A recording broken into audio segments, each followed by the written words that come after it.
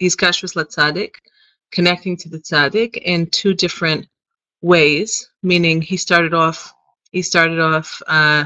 speaking about connecting to Hashem, and then because the Tzaddikim serve as such wonderful examples of living a connected life, so we connect ourselves to the Tzaddik, and also in prayer. And I think I went through that fairly carefully. So we're going to move on. Now, in the order of the evening, so the next, we'll see how much we can cover. I would like, if possible, to do the next 4 sections, because there's a lot here, and we have 8 meetings altogether, Bezrat Hashem, and I would like to be able to cover everything. So I've been trying to think how to break it up. So hopefully at least the next 3, and if Chatzot needs its own lesson, so I'll put it into its own lesson. Okay, so the first, the subsections Beis, Gimel, and Daled, right? Our next 3 at the very least. I'd like to discuss, pretty much as a group, and then we'll see if we have time to examine the function of Chatzos. Now, it's always important to bear in mind that, we have these are not. Even though some of these elements on the list are halachic requirements, like tefillot of the day and so on, I mean, he's really describing for us a pathway of practice. And like I said last week, you can say, well, I don't know if this is, these are all things that I'm going to be able to incorporate. But because none of us know which, it's impossible for me to say which element you can best incorporate. Everyone's different, and everyone has different opportunities, and everyone has different things that speak to them. And so I'm leaving it open, meaning even though we're going to go through all of these, you may find there are a lot of things that you don't feel like you can necessarily incorporate into your life, but that doesn't mean you shouldn't know what they are, because even if it's something that you can't always incorporate into your life, it doesn't mean that it's something that at some point you might want to be able to incorporate into your life or into your practice. And even if you can't do it on a daily basis, you could do it sometimes. So for those who have been with me, let's say to Uman, we're not getting up for Chatzos every night. We're not necessarily praying every day in the morning with the sunrise. However, once we understand just how important these things are, so when we have the opportunity presenting itself to us, we want to take advantage of it because we understand now how important it is. So it's good to hear, even if at this point in time you may not feel like you can put everything in. Nevertheless, we never know what's going to really speak to us and what we're really going to attach ourselves to, and if not now, then at some point in the future. Okay, so our next element is Tfilas Arvis, is the evening prayer.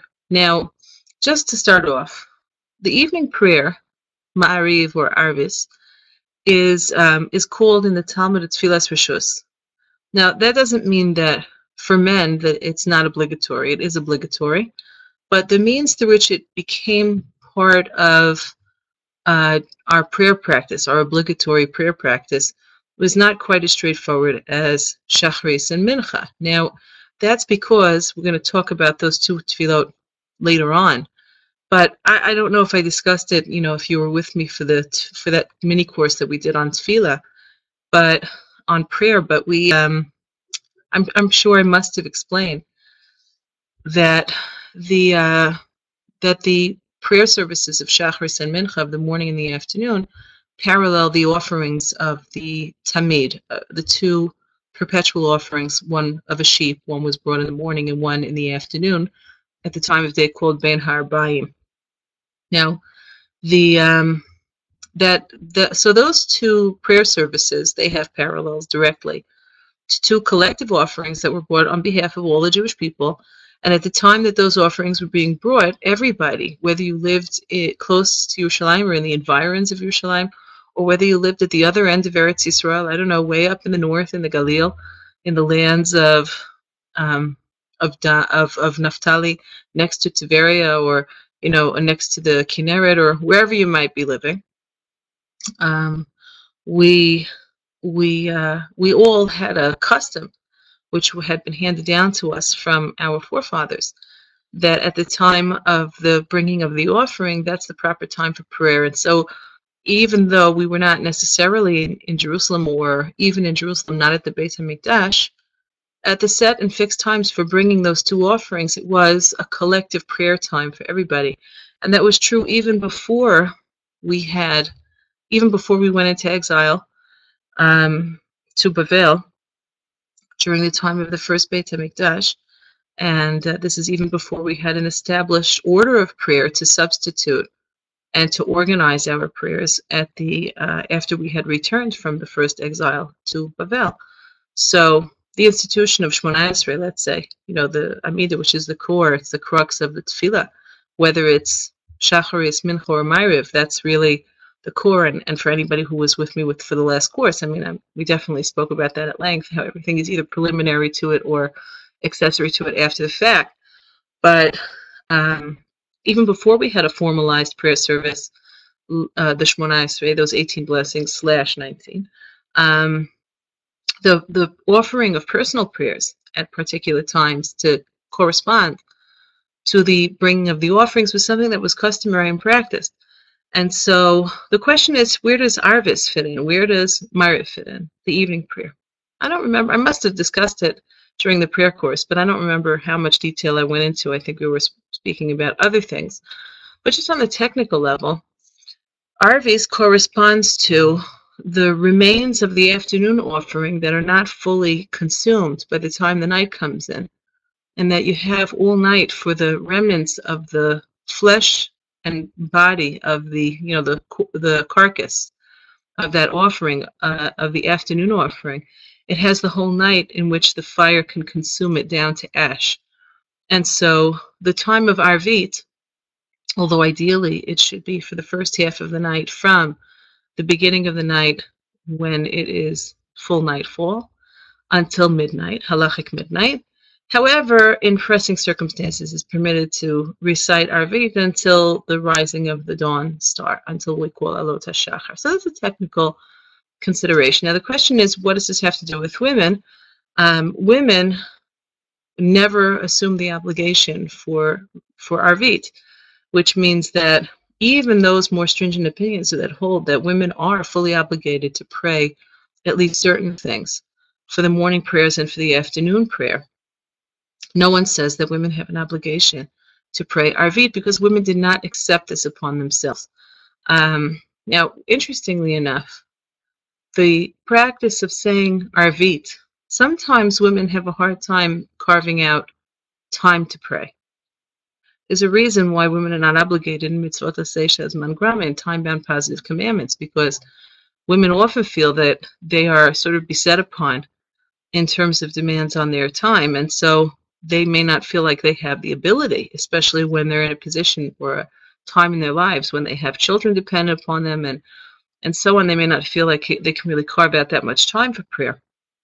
So what's interesting is that I know women who, even if they can sometimes not miss mincha because it's at kind of crunch time, Arvit being open-ended and it being possible to say Arvit at any time once it's already nightfall, it sort of leaves things open a little bit more, so that a woman who might have not had the opportunity to pray earlier in the day, she might find that Arvit is actually easier for her. But that's something that's personal. Just, you don't have, even though one does not have the obligation to pray it, some women might find that actually it works better for them in terms of their time. However, it's very well known that Rebbetzin Yehudis Golshevsky, when people would come and ask her, all kinds of difficult situations with their spouses, with their children, with health, with money. One of the things that she would pretty much universally say is that if you need a Yeshua, if you need help from heaven, so you should be very careful to learn 2 laws of Shmirat HaLashon, of proper speech, and how to avoid illicit speech. You should learn 2 halachot of Shmirat HaLashon, of guarding one's tongue, every day. And she also did recommend that in situations that were difficult, to make a commitment for praying 3 times a day, to pray Shachrit, Mincha, and Arvit. And I have a number of friends who found that it really did make a significant difference to them. So it's just something that, a different avenue by which some women have taken on praying Arvit out of kind of spiritual necessity and hope that it will give them a boost and help their yearnings and desires be heard on high. So it's certainly not something that's required of women, but many women do. So Tfilat Arvit. Now, that's the first prayer of the day, even though we don't think of it that way, because obviously it's the first prayer of the new day, which starts in the night. Yitpalel bimtinut. Here we're up to here. Yitpalel bimtinut b'koach u'b'chavana u'v'simcha v'kol na'im. So he's just given us, as he often does, Rabbi Yitzchok Breiter, gives us a whole bunch of requirements. He says here, this is how you do it. You have something to do. This is the way you're supposed to do it based on Rebbe Nachman's lessons. And you should know that every single one of these adjectives of how your evening prayer should be recited, and by extension, we're going to see he means all the prayers are supposed to be said this way. So we'll just say prayer. The first one we encounter is the evening prayer, is the nighttime prayer. But by extension, we're going to see that all of them are supposed to be said in exactly this spirit. So he gave us a whole bunch of conditions. Mitinut. Mitinut means slowly and deliberately. B'koach. B'koach, I have to spend a little time explaining because that comes up, the phrase Tefillah B'koach comes up a few times in Likutey Moharan and Rabbi Nachman's teachings. And in different places it means different things. So let's keep that to the side. B'koach means energetically, let's say. But we're going to see that it has a few different implications. Ubechavana. Kavanah, we also have to clarify a little bit. Kavanah means mental focus, but exactly what kind of kavanah is meant, that we also rely on other sources in the Likutey Moharan and other places to get a picture of what Rabbi Nachman meant when he said kavanah. Uvesimcha, well, that's not difficult. Simcha means joy. Uvekol na'im, and that last one is very interesting. Kol na'im means with a beautiful voice. That means you're supposed to strive to sort of sing your prayers, make melodies, and yeah, to pray melodiously, we'll call it. V'yadakdek b'amro shem hakadosh baruch hu levatei heitev hacholim. He says you also have to be very careful when you enunciate God's name, that you should be clear with the cholim. The cholim is one of our vowel marks, and it's the O sound. And when we pronounce Hashem's name, I'm going to talk about that in a minute, but then when we say God's name, we don't say it as it's written. We have a different way of reading it. There's a difference between the way it is written and meaning the way we see it visually and the way we pronounce it. So when he talks about the cholim, he means the O sound that is together with the Dalet. So I'm teaching, so I can say it. Adoi, he means Adoi Noi. Okay. So, and he says you should emphasize Yud Kazeh, right? And also, not just the Cholim, but also to be careful to properly enunciate the Yud at the end. Now, B'chol Hashemot Yomar B'yira, and all the divine names that are part of the prayer should be said with a lot of reverence and awe. Ki b'tfilah zot mamtikim kol hadinim. Now he's speaking specifically about the evening prayer as opposed to the others. He says that this prayer, and he means specifically this prayer of Arvit more than Shachrit and Mincha, is mamtik kol hadinim. It sweetens and mitigates all harsh heavenly judgments. And he is not explaining himself. He expects us to know where he's pulling this from in Likutey Moharan, so I have to give you a lot more background, but I'm just going to read it through. I'm going to go back and explain everything carefully.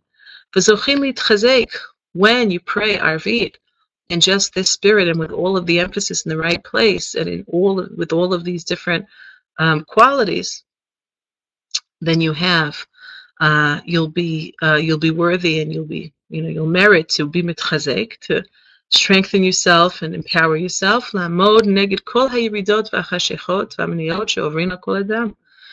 have the power to overcome all kinds of falls and darknesses and obstacles that everybody has to go through. So what is accomplished spiritually through the prayer of Arvit is different from that which is accomplished spiritually through the proper prayer of Shachrit and Mincha, and each one he'll deal with in its time. But here we first learn about that the prayer of Arvit is therapeutic. It's a remedy to get you through the night.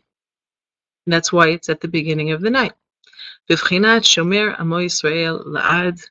And this is, of course, what we say in Birchot Kriyat Shema in the nighttime, but not in the daytime. In the morning when we say Shema, so we have the two blessings of Shema before, and we have the blessings afterwards. Well, the one blessing afterward, but we have a whole lot of additional tefillah that's after Shema, between Shema and Shmona Esrei. But Shomer Amo Yisrael La'ad is special. It's different from the morning blessings of the Shema. Shomer Amo Yisrael La'ad is how we are. It's like we're kind of girding ourselves that God. The blessing is that God protects His people Yisrael forever. So the tefillah of Arvit, that evening prayer, is like specifically protective, specifically strengthening for getting us through the long dark night. And if we want to say it has a segula effect, that is its segula. Okay, now let's go back. I said I was going to go through each thing in its proper order. Now, metinut in prayer means that you don't rush. So that's an avoda. That's a nice bit of work of divine service, to take each word as it comes and not to rush.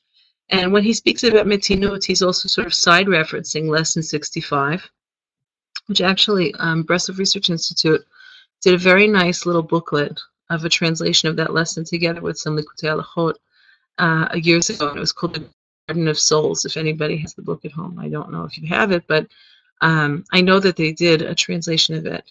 And the idea of the imagery that we have, I think we must have done this actually when we were studying tefillah, but just as a review, this beautiful image of as you're walking, it's like you're walking through a garden and a beautiful, like a kind of conservatory, and it's full of precious and rare flowers, and every flower sort of begs you as you bend down to look at it, because it's so beautiful and it's so rare. It says, how could you move on from me? Stay with me. And but nevertheless, you have to move on. And so you keep on walking down the path, and at each point that you're walking down the path in the beautiful garden, so each of the flowers calls out, no, stay with me, don't move on. And so the pathway through prayer, especially of Shmona Esrei, is you're sort of trying to, you have to tear yourself away. You want to stay with each word, you want to stay with each letter, but you know that you must move on. So the metinut, the deliberateness of the prayer is that I really appreciate every single word. I don't want to move. I'm not in a rush to get away from it. Quite the contrary, I want to take it with me. And it's a live thing, so I'm not going to tear it out of I'm not going to uproot it. Quite the contrary. I have to have some means by which I deliberately and carefully move through this garden, and it becomes a totality in my mind and in my heart, so that the first word Baruch, when I start a blessing, that I keep the word Baruch with me.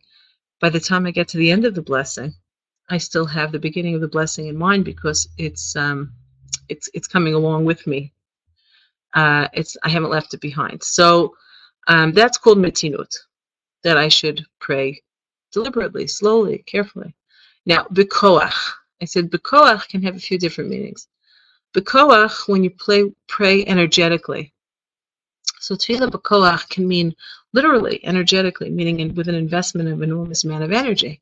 And we did speak about this in the prayer course, this idea of when you invest energy in prayer, how it gets returned to you, how you feel energized from that. Tefillah lekel chayai. We spoke about this a couple months back. But the tefillah bekoach doesn't only mean praying energetically in the sense of being able to invest a lot, because sometimes you can't really invest a lot of energy in your prayer. Like maybe you are pressed for time, or maybe you are not feeling that well, or maybe you just don't have good mental focus. So the flip side of tefillah bekoach, of praying energetically, is bekoach in the other sense, which means that you do it anyway, even though you're not really in an ideal state. Because in Hebrew, when we want to say you do something bekoach, it means you kind of force yourself to do it.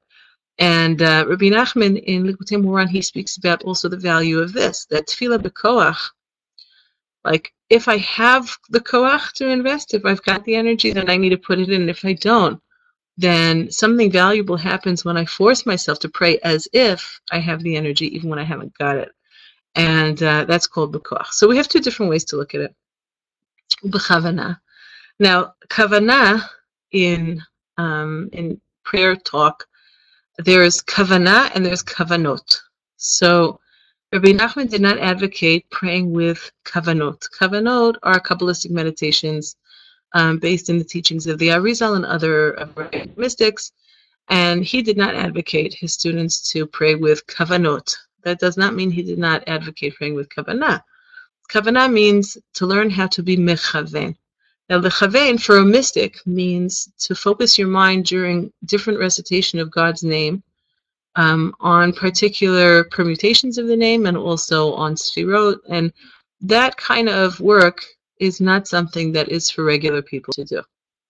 So Rabbi Nachman didn't advocate, and even his students who learned the teachings of the Arizal, he did not advocate.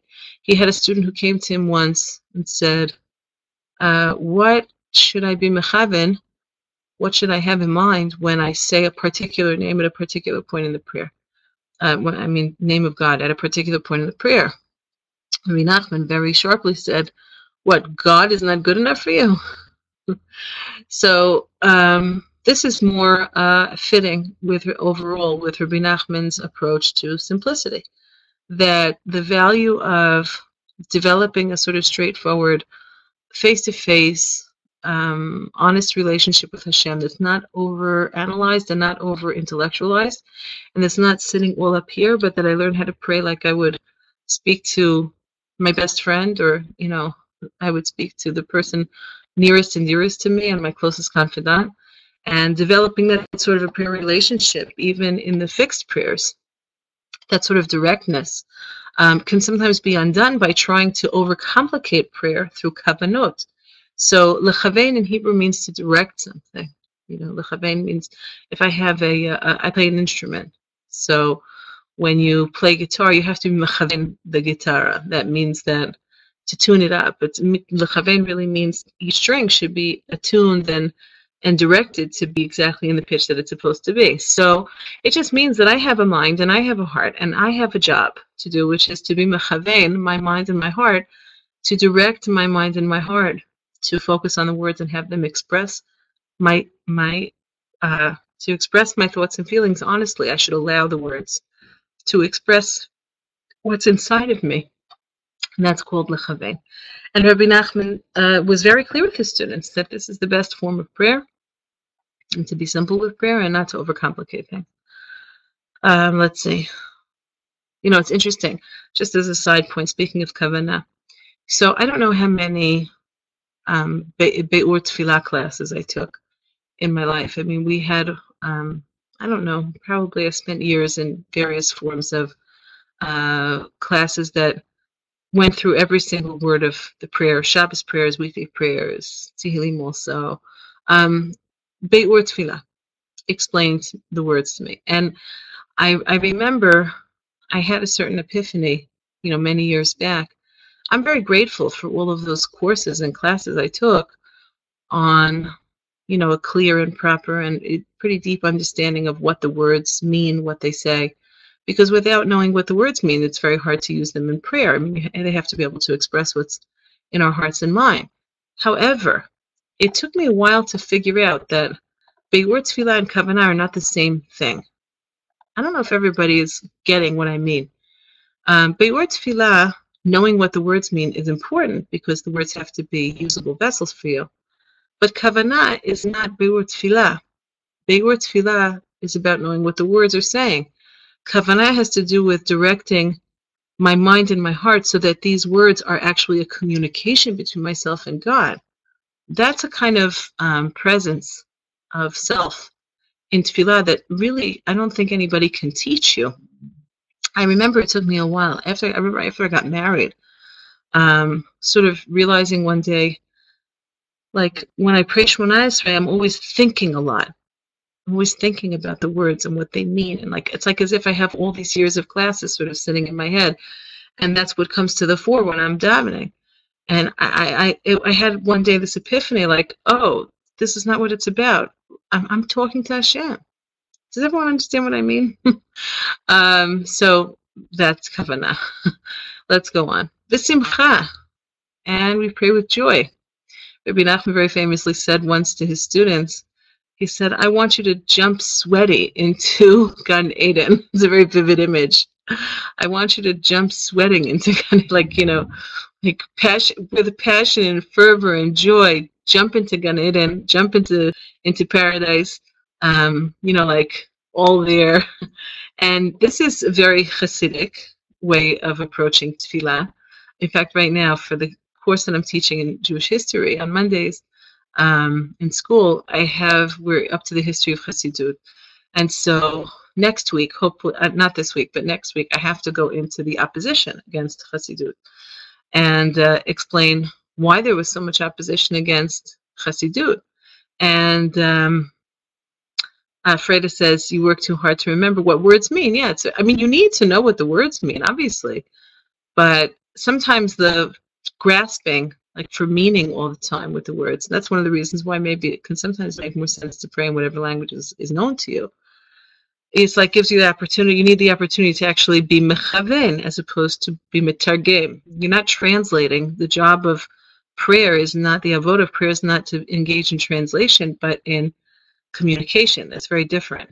Okay, so what was I saying? Oh, so the opposition, some of the opposition to Chassidut was, if you read the literature from 200 years ago and 200 plus years ago, 200, now it's at this point about 250 years ago, the opposition, a lot of the language was like a kind of, some of the argument was about, that Hasidic prayer was just too exuberant. Now, going back into the historical record and saying, well, maybe somersaults and Shmona Esrei is not that great an idea. Okay, but Hasidim let that one go. They didn't keep on doing that. One second.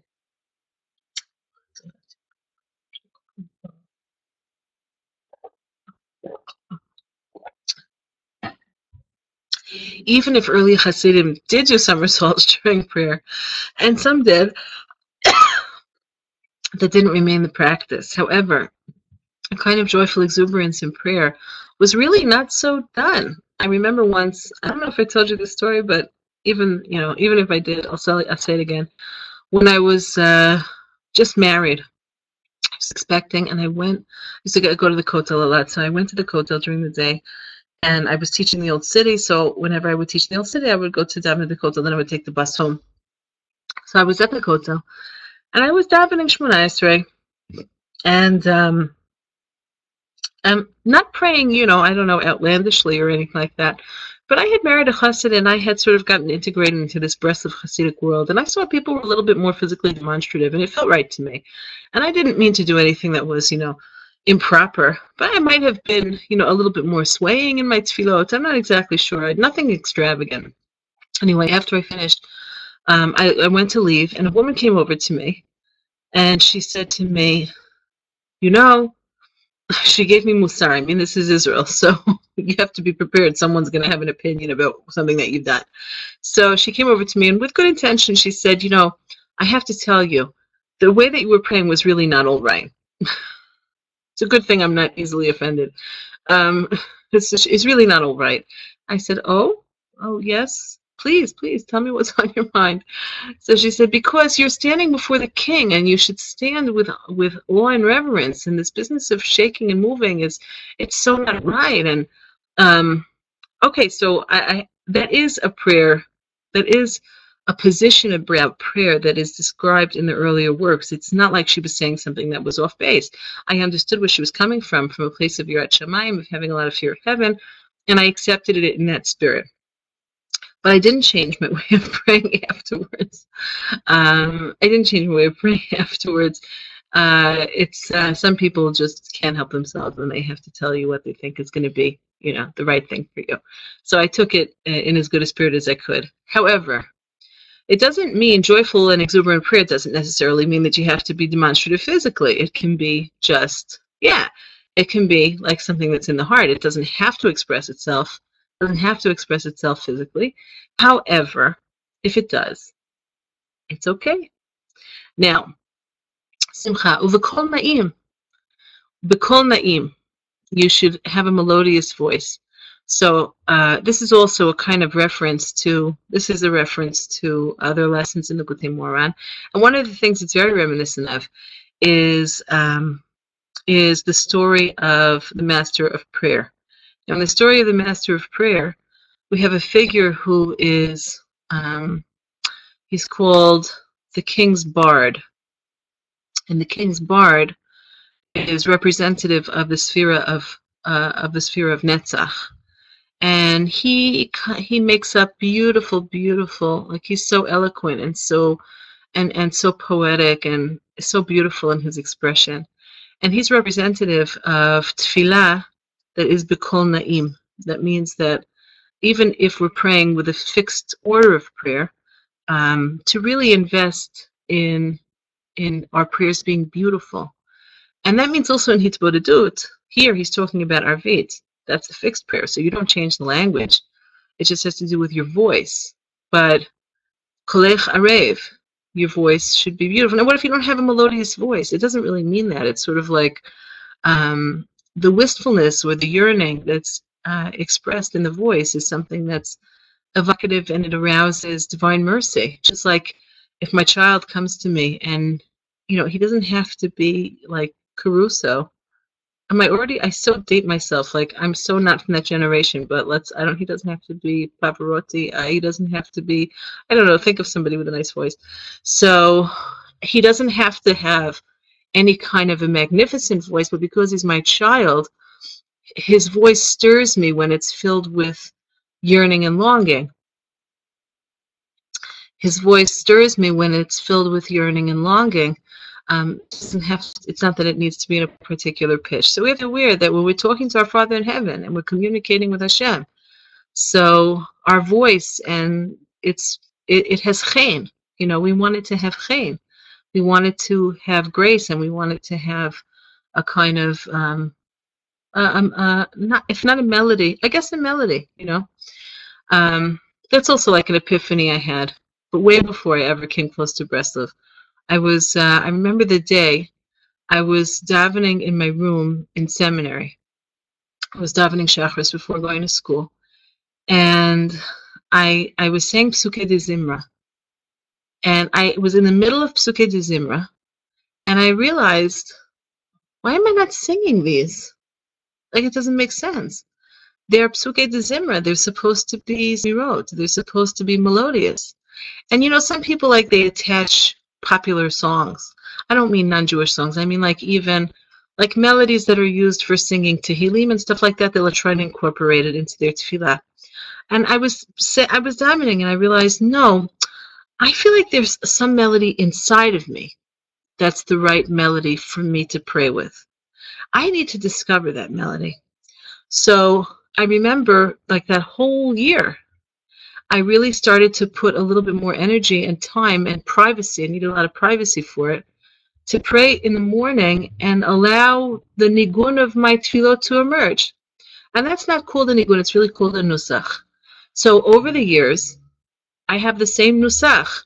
I have two different melodic lines that I always daven with. One of them is more of a major key, the other one is more of a minor key. I always go back and forth with them. And it's just natural to me. Now, that's not because someone taught it or because I heard it, but because I spent enough time with my tefillah that something emerged. And it's my nigun, it's my nusach for praying. So I recommend that you spend some time to figure out your kol na'im for your tefillot. I'm sure that it's there. You don't have to be a songwriter to be able to discover what's the melodic line that allows the tefillot to emerge from you, especially Psukei de Zimra, also the blessings of Shema and blessing after Shema. Okay, and he tells us that you have to be careful with pronunciation of the divine name. And I thought I was going to spend a good amount of time explaining this. I'm just wondering, should I?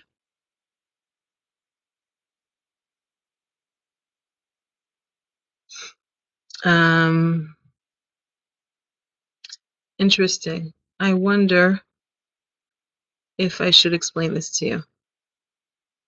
Did I in the tefillah class? Did I explain about the yud and the yud? Potech et yadecho masbilcha charatzon, and how we read the name Yud Ke Vav Ke, but we say Adni. Did I explain this? I don't remember if I did or I didn't. I mean, I should anyway, because who says we're talking about the same people? You don't think I said it? Should I give away secrets? I guess I should. Okay, so when he talks about the necessity for saying Adni properly, the Shem Adni, which one you're talking about as opposed to praying it. So it means the name that depicts God's mastery of things. So we don't say the name Yud Ke Vav Ke, Yud and He and Vav and He. We don't say it as it's written. And in fact, in most Sidurim, it doesn't say Yud, He, Vav, He either. It says Yud and Yud, and we read this as Adonai. Now, I remember being a little kid in school, like maybe in the first grade. I was really young, and sitting with the sitter in class. And the teacher taught us, when we were in the first grade, taught us that even though it says Yud Yud, you say Adni. And I remember being like, a little kind of a, analytical head. I remember thinking, that doesn't make any sense. Why on earth would I say Adni when it says Yud and Yud? What's this Yud and Yud business? So I was very curious about it. And I don't think I ever asked anybody, because it seemed like one of these mysterious things that no one's going to really be able to have an answer. I might have asked, but I didn't get any answer that was satisfactory. And then I got older and I learned a bit more. And I discovered that Yud and Yud is a signifier. And what it is a joining together of like a superimposition, one within the other, of two different names, Yud Ke Vav Ke and Aleph Daled Nun Yud, which means you start off like you have first the Yud, and anybody who prays with the Sephardic sitter, Kim, if you use Moroccan Edot Mizrach Sidur, so when it says the name of God, it's going to say Yud and then Aleph, most places. Yud, Aleph, He, Daled, Vav, Nun, and Yud, He, Yud. That's the way it's written out. So that's what, like I said, it's like a superimposition, or like a melding together of two different names and superimposing them one upon the other. Now, the Yud and the Yud is like a contraction of it. It's a signifier so that you know that when you say God's name, you're supposed to be thinking Yud Ke Vav Ke, that God was, is, and forever will be. And in addition, you're supposed to have in mind that he is the Adon HaKol, that he is the master of all. Now, was, is, and will be is a concept of God. We'll say this is an absolute kind of concept of God. And we're not capable of saying that name because we really are not able to express something that we don't understand.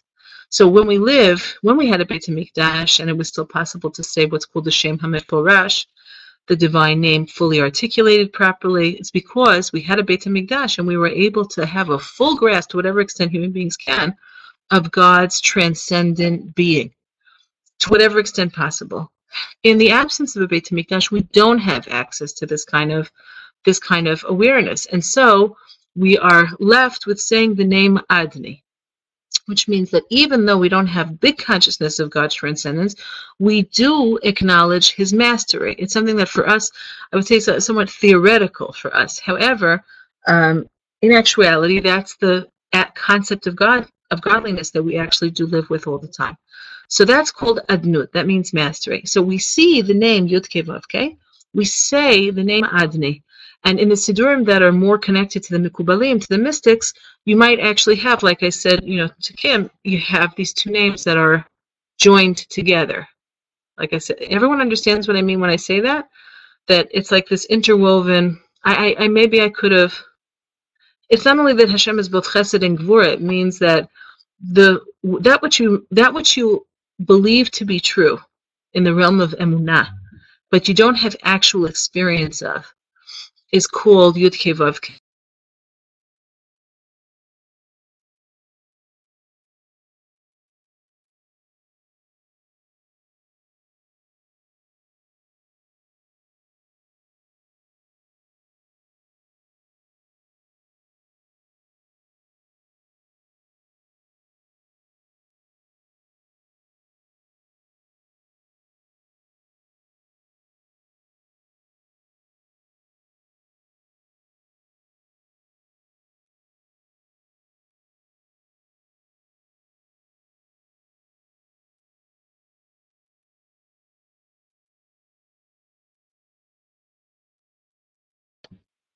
Is it back on now?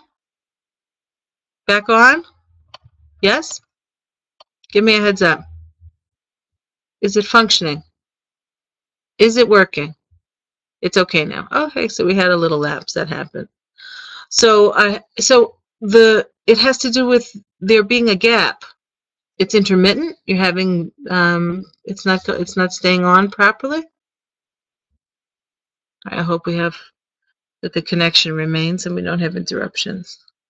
Okay, so we have there's kind of a gap between what we know to be true, what we believe to be true about Hashem, and the way we actually experience Hashem. And that's the joining together of the Shem Havaya. That's the level of what we know to be true, even if we don't. Yeah, so Freda asked, are we supposed to have both kavanas at the same time? Yeah, you're supposed to have both in mind at the same time. That's the idea of the Yud and the Yud. First Yud and last Yud is really expressive of both names kind of being superimposed one upon the other. I was so happy when I discovered that when I was, yeah, I know I saw the lapse in the connection. Okay, but now how are we doing? Is it on? Is it steady? I hope so. I feel bad that I'm not, that I have to broadcast from my room, but my office is freezing. Okay, shall we go on? So, yeah, well, it's not only Rav Ovadia's Sidur, it's any Sidur of Edot HaMizrach is traditional to have the two names superimposed upon one another. And even for Ashkenazim, or in Sfarad Sidur, for Hasidim, for Litvaks, the Yud Yud is basically the same thing like it appears in a Sidur for Sfaradim. It's just that it's not articulated out. You just have the Yud and the Yud to signify its compression. But you're still supposed to know. You're still supposed to know that that you have to have two kavanot, two different ideas in your mind. God's absolute, transcendent, absolute nature, which we believe in, but we don't necessarily have experience of, and the way in which we experience Hashem here in this world, which is through mastery, the fact that HaKadosh Baruch Hu is Hakol Yachol.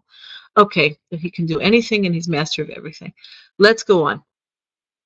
So you want to express every name, the names in the tefillah, very carefully, because each of the names signify totally different things and very important things, and so you should make sure to say them. And Kol Hashemot Yomar B'yira, you should say them with great reverence and fear of heaven. Ki b'tefillah zot mamtikin kol hadinim. Now the last thing that he's really saying about it being protective, that Arvit is protective.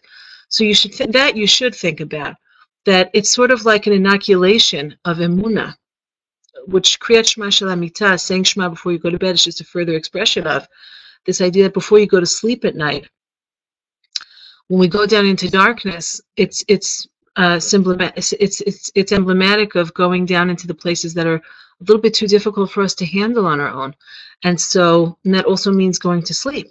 When we go to sleep, we're shutting down, like we're sort of shutting down the control center, and we immerse ourselves in emunah. We immerse ourselves in the mikveh, like Rebbe Nachman says, in the mikveh of faith, by saying Shema, which we do during Arvit, and then again during Kriyat Shema before bed, the bedtime Shema. But the whole idea is that you sort of we do need to take a spiritual precaution before going into a place that is, for us, night after night, somewhat dangerous for us, because the nighttime is the symbol of dinim, of the place of heavenly judgments and harshness and darkness and obscurity and concealment. That's the darkness. And so we inoculate ourselves through Tfilat Arvit, and also, by extension, also Kriyat Shema Shel Hamitah. So let's move on to Kriyat Shema Shel Hamitah. Some of this I've already said. Sorry. Kriyat Shema Shel Hamitah, pull it up a little bit. Here. Kriyat Shema Shel Hamitah. Yikra b'mitinut v'simcha v'chanal. So like all prayer, it should be, what did he say? Mitinut, koach, kavanah, simcha, kol na'im. Yidekdek. So all of these different qualities are really necessary for all forms of prayer. It's not just Arvit, and that's what he's going to say always when talking about prayer. V'chanal, like go back to our original prescription of what proper prayer looks like, and that just you carry forward with you into every aspect of prayer. And this is the means through which Kriyat Shema Shel Hamitah is the means through which it's possible to rectify all of the things that we've done wrong in the course of the day. And even Kol Pigamei Habrit Rachmana litzlan, he's just speaking here specifically to men. Now he's speaking again as a kind of not only remedial effect of Kriyat Shema over the course of the day, because we understand Shema really has two aspects to it, and this is what he's alluding to. Shema is a time to make an accounting, to take an accounting, and reaffirm our emunah, our faith in Hashem, emunat yichud, and the absolute unity of God. That's our time to do it. So it's remedial for everything that took place during the course of the day, because we're sort of, again, re-immersing ourselves in emunat yichud. And it's also an inoculation against potential dangerous situations that can happen in the night. Now, he's speaking about the dangers specifically to men, although not exclusively to men, but specifically to men, in going to sleep and not being conscious anymore. You see, the strange thing about sleeping is that even though you're shut down, you're not really shut down. So what happens when you go to sleep is that your higher consciousness is renewing itself in the state of sleep, which is very important. You have to sleep, otherwise you wouldn't be able to get up in the morning. It's not only because you need to refresh your body, but what's called your mochin require, your mental faculties, your spiritual mental faculties require downtime. And what happens, I think I did read it. Leah asked me if I'm reading from the text. I think I read through it. Could be I didn't. I'm giving the upshot of its translation. The Chinat HaKoreh Kriyat Shema, it says in the Talmud, actually it might be in the Zohar, that someone who reads Shema on their bed before going to sleep, mizikin b'delin himenu, that negative spiritual forces recoil from him. They go away from him. Does the Rebbe Nachman speak about dreams? Yes, although it's not so healthy necessarily to get too preoccupied with dreams. Rebbe Nachman had a student who came to him once and said, Rebbe, I have all kinds of dreams, and I would like I want to hear your take on them. And Rebbe Nachman said, tell me about what's going on with you when you're awake. So that actually is not just a kind of pithy way of saying, let's not get distracted, but it's actually getting to the heart of the matter, because people tend to dream about the stuff that they obsess about during the day. The things that preoccupy them during the day is what tends to preoccupy them at night. Now, what happens when you sleep is that your higher consciousness is not in eclipse, but it's in a state of histalkut, which means it ascends. The way it's described in the Talmud and in other places is that your higher spiritual mental faculties ascend, and they refresh themselves. They need to be renewed, so they achieve a state of higher dveikut, of higher bonding with their source. In the meantime, you're lying there unconscious on the bed in a state that is like semi-death, like it says in the Talmud that sleep is a 60th of death. And at the time that that's happening, it's not like your mind shuts down, quite the contrary. You have a different part of your mind that's very active. And that's one of the reasons why if somebody does an EEG while they're sleeping to check their REM and their dream state and all that kind of stuff, the mind is quite active. It's not like it shuts off. It doesn't shut off at all. However, the part of your mind that's active is your imaginative faculty. That's your koach hamedameh, and it's not your higher conscious faculty.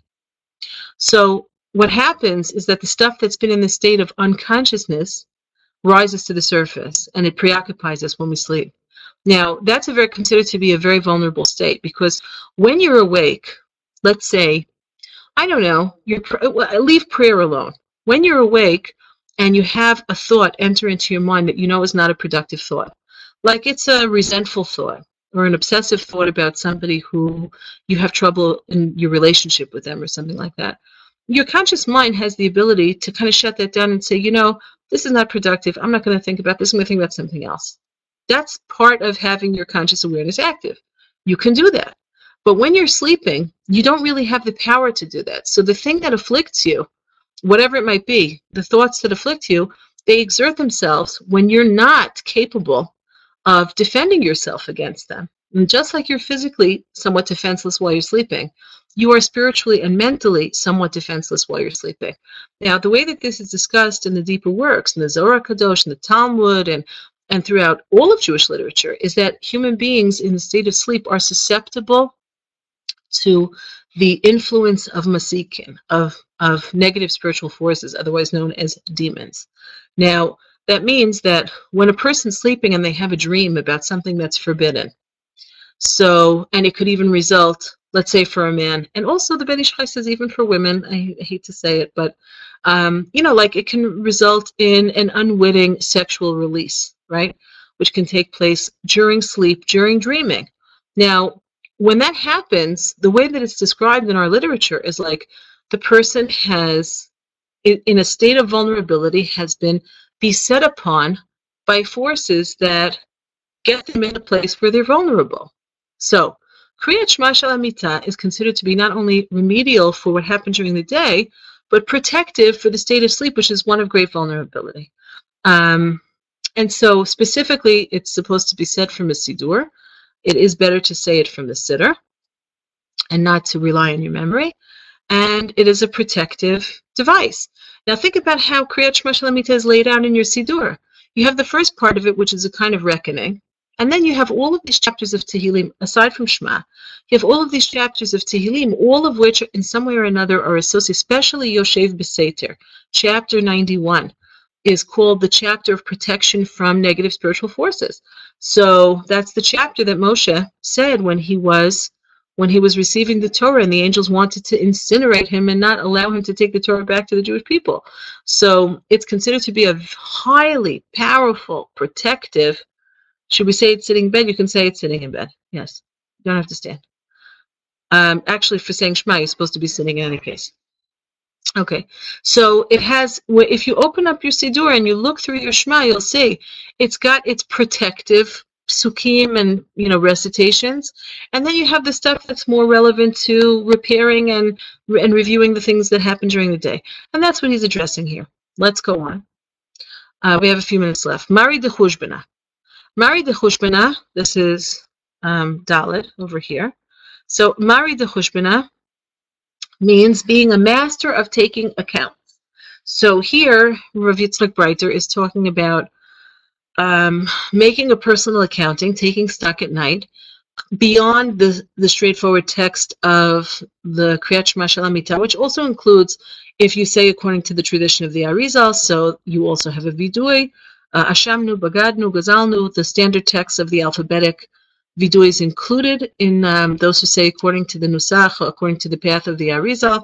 So it's included in the text of the Kriyat Shema Shel Hamita every night. But Mari de Chushbana, Rav Yitzchok Breiter is talking about a little bit more detail than that. Yodel Hashem Yitbarach al kol hatov. Now, he starts off with positive, which is really nice. He doesn't say, first of all, start pulling yourself to pieces and examining everything you did wrong during the day. He doesn't say that. He says, first of all, express your gratitude to God for everything good that happened during the course of the day. Not only that good that you received, but also everything good that you managed to do. And also, you have to confess all the things that you did during the day that were not so good. Whether it was in the realm of speech or action or thoughts. And to ask of Hashem forgiveness, and that it should be completely cleared away. And that HaKadosh Baruch Hu should help us from now on to be in accordance with His will. Let's see. Freda says she has a practical problem that she falls asleep when saying it. She heard that Shema and Hamapil are most critical, including the Vidui. Correct. If afterwards you fall asleep during the additional Psalms, it's not the end of the world. The most important part is the stuff at the beginning. Okay, so the last thing I wanted to talk about Mari de Chushbana is, I think I actually have the text here, so let me open it up. It's a very interesting idea. Now, Mari de Chushbana is kind of like a lot of what's here, everything that's here. It's sort of playing on other lessons and other. Mare de Chushbana means masters of taking account. Ma'are means ba'alei cheshbon. Like it means you have to be a really good accountant. A master accountant. That's what it means. So there's a short lesson in Likutey Moran called Da Ki Yesh Yirot Nefulot. You should know there's something called Yirot Nefulot. Now, in this very short lesson, there's a few different places where he where he addresses the subject. Again, obviously in less few minutes, I'm not going to be able to go through the whole lesson with you. However, Rebbe Nachman starts off with this idea of yesh yirot nefulot, v'chol ha'yisurim v'adim sheyesh l'adam kulam him yirot nefulot shenaflu l'toch zeh hadavar shemitpached. He's talking about the fact that there's a hierarchy. We actually have it in both directions. There's a hierarchy of love, and there's a hierarchy of fear that's active within every person. That means like this, the way I always, I didn't make this up. I had a teacher who said it this way, and it really affected me. He said it's like everybody's got their great chain of fears. One thing takes precedence over the other. I remember when I learned it when I was learning Eov. So it's like this. Let's say, you're afraid of cockroaches, and you see a cockroach, so you jump out of the room. You see it on the floor, you just jump out of the room. But when you cross the threshold, on the other side of the threshold, there's a mouse. Well, you're more afraid of mice than you are of cockroaches. You jump back in.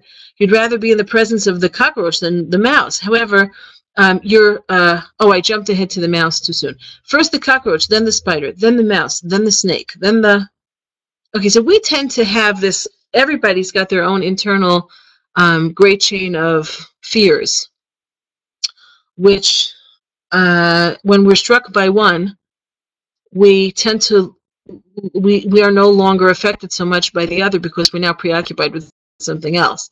And there's a way of kind of working with this in our spiritual life so that it is to our advantage rather than our disadvantage. Let's think about how it works. You have, if a Kadosh Baruch Hu sends us some difficult circumstance that frightens us or pains us. So, HaKadosh Baruch Hu, God is benevolent. If he does it, it's because he has some higher purpose in trying to wake up our attention to do teshuvah. That's the basic assumption. Now, if I don't wake up with the cockroach, he could send the spider. If he don't wake up with the spider, he could send the mouse. If I don't wake up to the mouse, he's going to send the snake. Meaning it becomes this like arms race, a kind of arms race of my fears, which I wind up having to confront. And it's very painful. And life can be, and this happens to people, life can be this endless sivuv, this sort of endless making the rounds of the stuff that's painful and frightening for them. Because they stay stuck in what are called yirot nefulot. They stay stuck in the realm of dealing always with the fallout of the heavenly wake-up call as opposed to the heavenly wake-up call itself. So in this lesson, Rabbi Nachman quotes a very famous statement from the Medrash, which is Kashiyesh din lemata ein din lema. When there is a din down below, so there's no din above. When there's judgment down below, there's no judgment above. So one way that works is in the hierarchy of fears. It's sort of like, okay, I was put through the ringer and through something difficult, and it expiated or brought me to the state of teshuvah, or it expiated my sin, whatever it might be. And so now I don't have to suffer from it anymore. That's nice. But kishiyesh din lemata ein din lemala. What if I, being a sort of awake and aware spiritual person, if I consciously made a choice of confronting myself, even though it's very scary and it's painful sometimes. Meaning I don't wait for Hashem to send me not the cockroach and not the spider, not the mouse and not the snake, you could go on and on, because ultimately it keeps on moving up the hierarchy until you're talking about poverty, illness, death. That's the ultimate place it goes to. And so I don't have to stay in that cycle of being bounced around the things that scare me in order to bring me to a place of teshuvah, because I could sort of just take the bull by the horns, so to speak, and in my bed before I go to sleep at night, just actually make as honest an assessment and as honest a self-judgment as I can. And when I do that, that's called having a din limata. And it's like a rule in American law. There's something, you're protected against what's called double indemnity. What does it mean, double indemnity? Does anyone know? Double indemnity means you're not allowed to be tried twice for the same crime. If you've been tried for a crime, you've been tried for the crime, and you don't get tried again for the crime. So we and your Constitution protects you from double indemnity. So we have so that's the way it is in spiritual terms. It's sort of like if I've already done the painful thing, it can be painful, of really searching my heart and trying to come clean before Hashem. So I've taken myself to court. I've already done that. I summoned myself to my own din v'cheshbon. And when I've done this and done the work that I need to do, so hopefully, ein din lamela. I don't have to be dragged into court on high because I've already brought myself in through the judgment process. I chose to do it myself, which is preferable. Kishiyesh din lamata, ein din lamala. So that's something that here. So we can go back, and with this we'll close off. That's something that Rabbi Yitzchok Breiter is referring to when he talks about Mari de Chushbana, is that I have this opportunity every day to take a proper accounting of myself, not to pull any punches and not to justify, not to rationalize my behavior, but just to really try and be as honest as I can. And with Hashem's help, like I will have accomplished whatever I need to accomplish, so then hopefully I don't have to be subjected to further wake-up calls because I've already woken myself up. I think that's it for today. Yeah, Baruch Hashem, I just have like a little virus or something. And my father always needs tefillah. Yeah, please daven for him, Eliezer ben Sarah. The thing I love though about the end of Mari de Chushbana is that he says, like, you go to sleep at night, and I try to do this every night. Like, no matter what happens during the day, I say, Hashem, I really, I did what I did, for better or for worse. Please help me that tomorrow I should only do according to your will. That's really what I want. So please help me that I'll be able to do it.